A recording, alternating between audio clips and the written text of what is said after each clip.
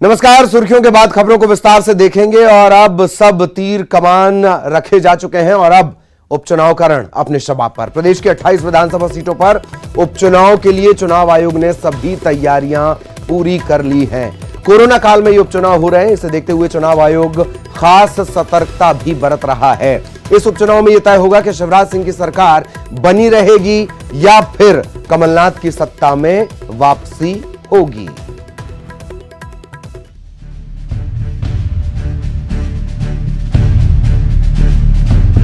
मध्य प्रदेश की 28 विधानसभा सीटों पर उपचुनाव के लिए 3 नवंबर को मतदान होगा और 10 नवंबर को वोटों की गिनती होगी। चुनाव आयोग ने उपचुनाव को लेकर सभी तैयारियां पूरी कर ली हैं। कोरोना काल में हो रहे उपचुनाव को देखते हुए चुनाव आयोग विशेष सतर्कता बरत रहा है। बुजुर्ग मतदाताओं, कोरोना संक्रमित और कोरोना संदिग्ध मतदाताओं को डाक मतपत्र के जरिए मतदान की सुविधा दी गई है। मतदान कर्मी इन मतदाताओं के घर जाकर खुद डाक मतपत्र लेंगे। इस दौरान इसका वीडियो भी बनाया जाएगा। 28 सीटों पर होने जा रहे उपचुनाव में 12 मंत्री भी चुनावी मैदान में हैं, जिसमें ऐदल सिंह कंसाना, सुरेश धाकड़, बृजेंद्र सिंह यादव, गिरिराज दंडौतिया, ओपीएस भदौरिया, प्रभुराम चौधरी, इमरती देवी, प्रद्युम्न सिंह तोमर, राजवर्धन सिंह दत्तीगांव, महेंद्र सिंह सिसोदिया, हरदीप सिंह डंग और बिसाहुलाल सिंह बीजेपी के टिकट पर चुनावी मैदान में हैं।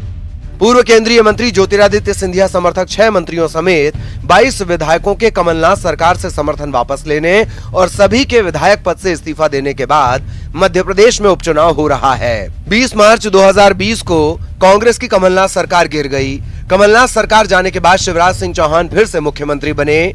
शिवराज सिंह के मुख्यमंत्री बनते ही कांग्रेस विधायकों में भगदड़ मच गई। नेपानगर से कांग्रेस की विधायक सुमित्रा देवी काजरेकर, मांधाता से विधायक नारायण पटेल और बड़ा मलहरा सीट से प्रद्युम्न लोधी ने विधायक पद से इस्तीफा देकर बीजेपी में शामिल हो गए।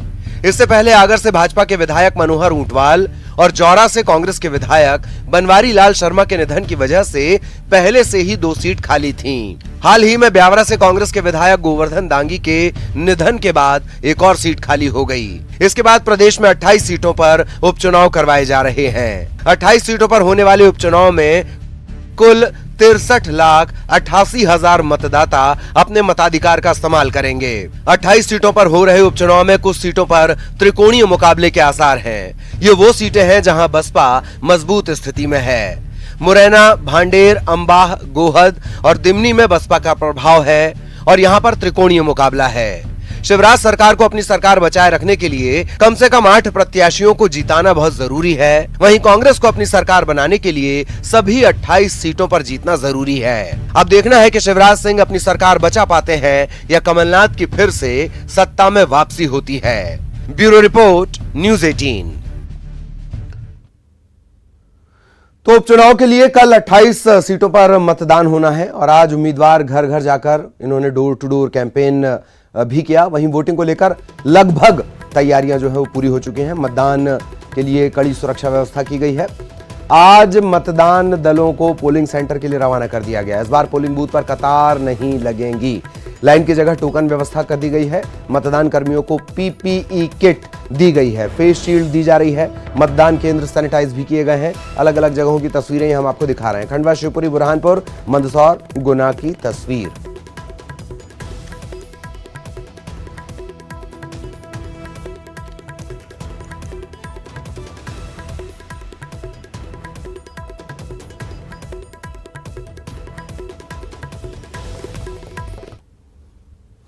इधर ग्वालियर में भी मतदान की तैयारियां पूरी कर ली गई हैं। मतदान दल रवाना कर दिए गए हैं। कोरोना के चलते मतदान केंद्रों पर खास इंतजाम किए गए हैं। मतदान कर्मी पीपीई किट पहनकर रहेंगे, ग्लव्स इन्हें दिए गए हैं। वोटिंग सेंटर सैनिटाइज करने के इंतजाम भी किए गए हैं।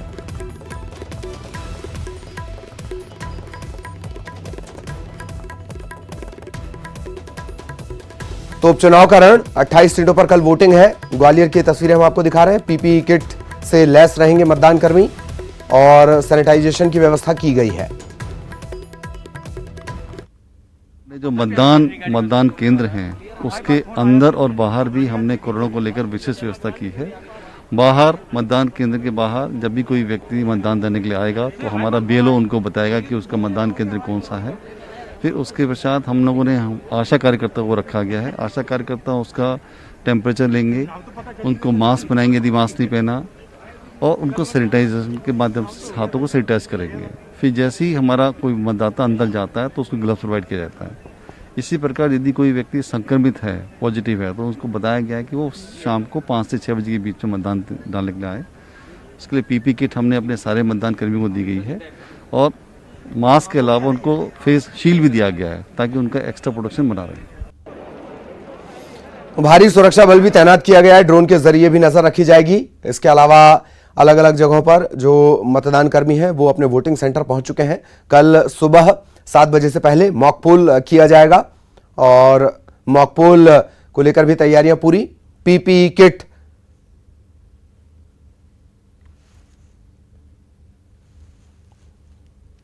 और सुशील हमारे सहयोगी इस वक्त हमारे साथ जुड़े हुए हैं, उनसे भी हम अपडेट ले लेते हैं। सुशील, क्या कुछ तैयारियों में नजर आ रहा है? एक बात, दूसरी बात, ग्वालियर चंबल में बिना गोली के चुनाव करवा पाना, बिना बुलेट के चुनाव करवा पाना बड़ी चुनौती होती है।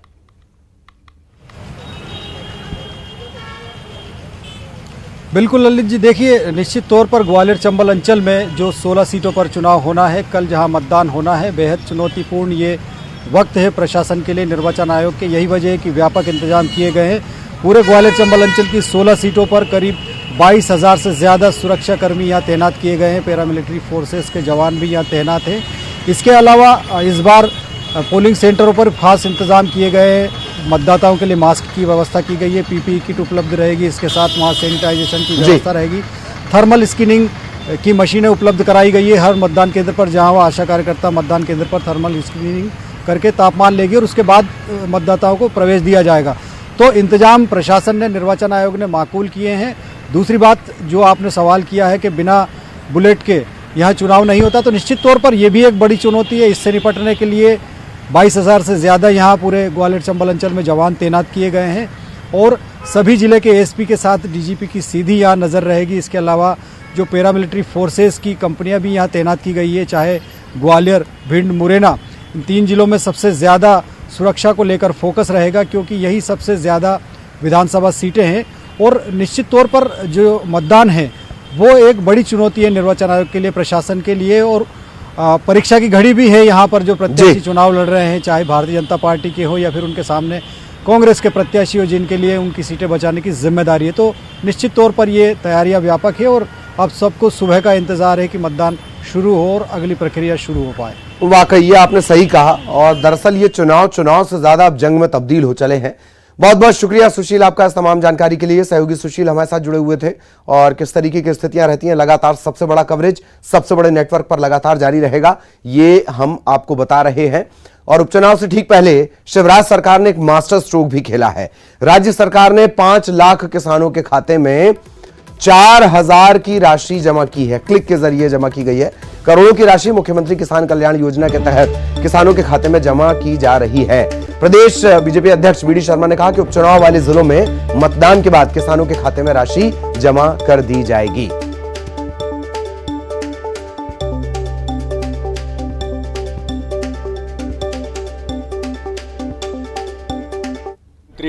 किसान कल्याण योजना के अंतर्गत जो हमने घोषणा की थी माननीय मुख्यमंत्री जी ने कि 4,000 रुपये किसानों के खाते में हम डालेंगे। आज ये ऐतिहासिक दिन है कि पहली किस्त में 5 लाख किसानों को 4,000 रुपये उनके खाते में, ऐसे 100 करोड़ रुपए की निधि किसानों के खाते में आज एक क्लिक के माध्यम से माननीय मुख्यमंत्री जी ने किसानों के खाते में डाली है।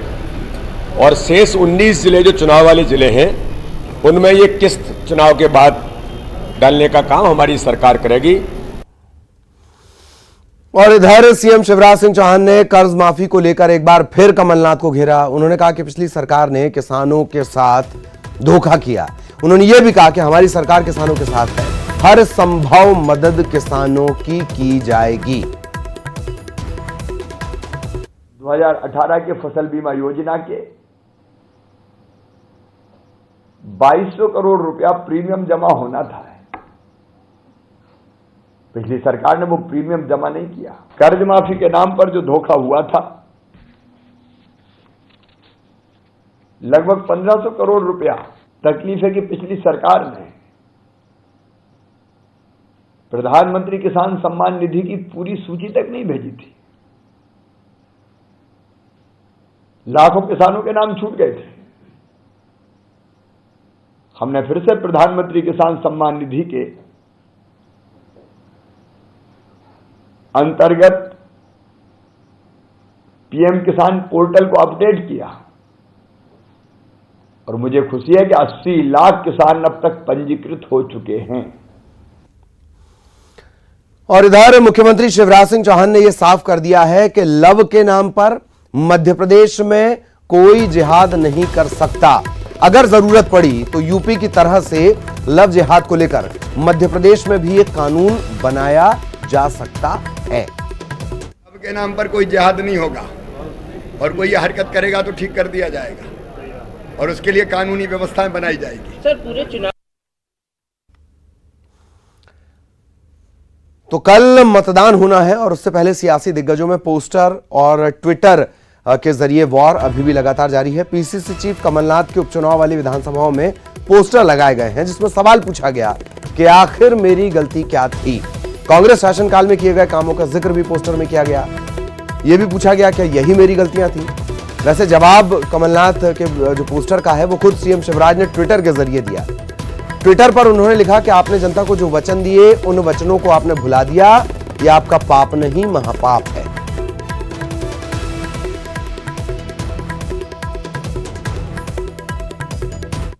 कमलनाथ जी ने अखबारों में विज्ञापन दिए हैं कि मैंने क्या पाप किया था। कमलनाथ जी, आपने पाप किया। आपने पाप किया मध्य प्रदेश को दलालों की मंडी के रूप में परिवर्तित कर दिया। आपने पाप किया भ्रष्टाचार का विकेंद्रीकरण कर दिया। आपने पाप किया केंद्र से जो मिलने वाली सहायताएं थी उनका उपयोग ढंग से नहीं किया। मैं कितने पाप बताऊं आपके।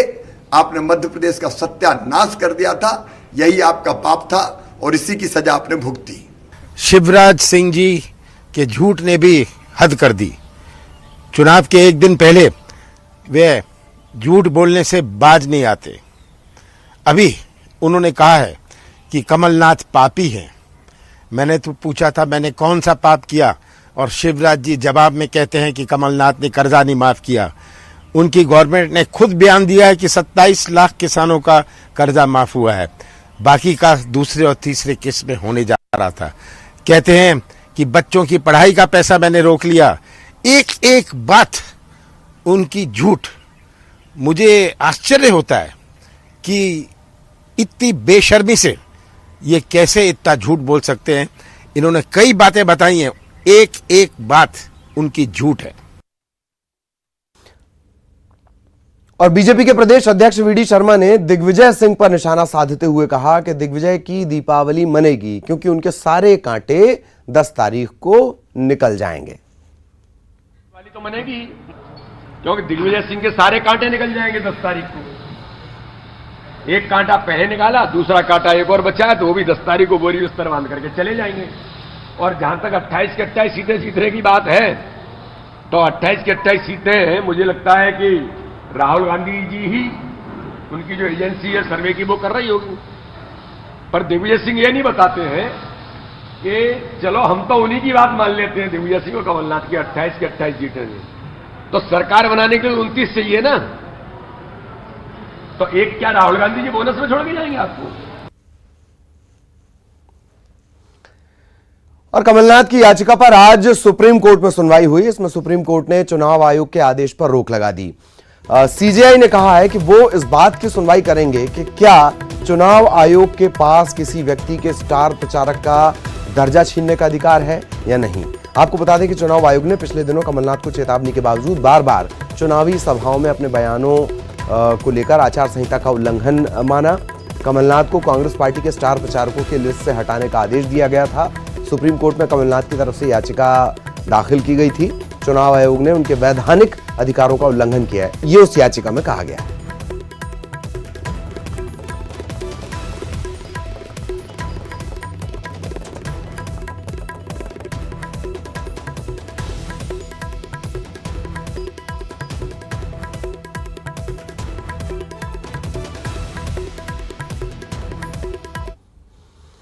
और मध्य प्रदेश भाजपा प्रभारी विनय सहस्त्रबुद्धे ने मध्य प्रदेश में चुनाव प्रचार में गिरती भाषा की मर्यादा के लिए कांग्रेस को जिम्मेदार ठहराया है। हालांकि विनय सहस्त्रबुद्धे ने कमलनाथ पर सुप्रीम कोर्ट के आदेश पर कोई टिप्पणी करने से इनकार कर दिया, लेकिन कांग्रेस पर चुनाव प्रचार में भाषा के स्तर को गिराने का आरोप लगाया।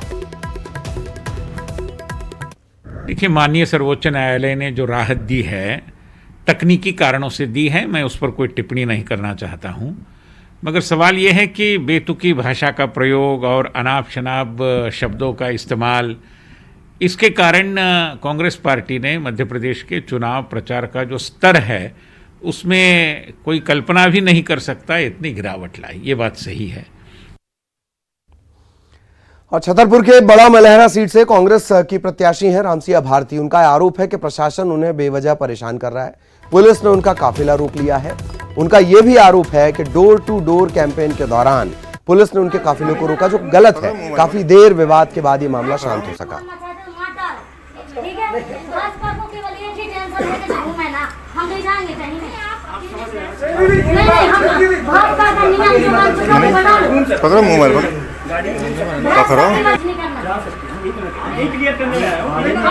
और उपचुनाव के लिए कुछ घंटों का वक्त बाकी है। इन सब के बीच अशोकनगर के मुंगावली विधानसभा में अवैध शराब, इसकी बड़ी खेप जब्त की गई है। पुलिस ने 465 क्वार्टर देसी शराब जब्त की है, कार जब्त की गई है। ये गाड़ी निर्दलीय प्रत्याशी बलराम सेन की बताई जा रही है। आशंका है मतदान प्रभावित करने के लिए ये शराब उपचुनाव में बंटने जा रही थी, लेकिन पुलिस ने सिर्फ ड्राइवर के खिलाफ मामला दर्ज किया। पुलिस की कार्रवाई भी सवालों के घेरे में।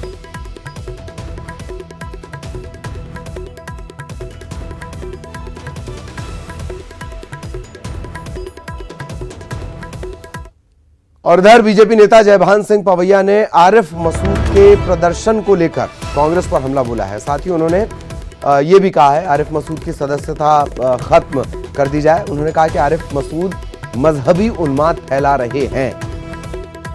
पवैया ने कहा कि मुनव्वर राणा जैसे लोगों का भी बहिष्कार होना चाहिए।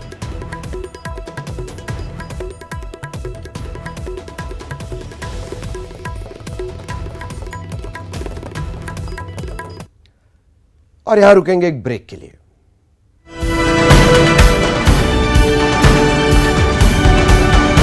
और ब्रेक के बाद अब बात करेंगे अहम खबर। जबलपुर हाईकोर्ट में आज ओबीसी आरक्षण मामले से जुड़ी याचिकाओं पर अहम सुनवाई हुई। तकरीबन 13 के करीब याचिकाएं हैं। प्रदेश में फिलहाल 14% आरक्षण ओबीसी के लिए लागू रहेगा। कोर्ट ने 27% बढ़े हुए ओबीसी आरक्षण पर लगी रोक को बरकरार रखा है। अब इस मामले में 1 दिसंबर को अंतिम बहस होगी।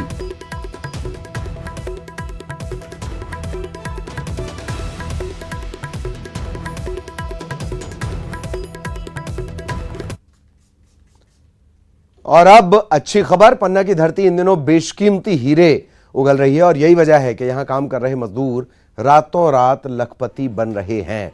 आज जो किस्मत खुली वो लखन और दिलीप नाम के मजदूरों की बदली। इन्हें उज्जवल किस्म के बेशकीमती हीरे मिले हैं। दोनों मजदूरों ने इसे जो दफ्तर होता है, सरकारी दफ्तर, वहां जमा करवा दिया है।